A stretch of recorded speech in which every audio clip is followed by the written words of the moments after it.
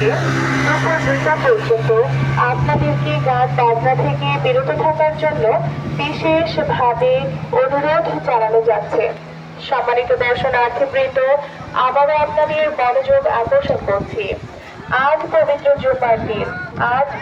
জুম্মার দিন, তাই আপনারা যারা গান বাজনা করছেন এখন থেকে দুপুর 2টা পর্যন্ত আপনাদেরকে গান বাজনা থেকে বিরত থাকার জন্য বিশেষভাবে অনুরোধ জানানো যাচ্ছে। অনুরোধ করবে সাফিনা বাস কর্তৃপক্ষ।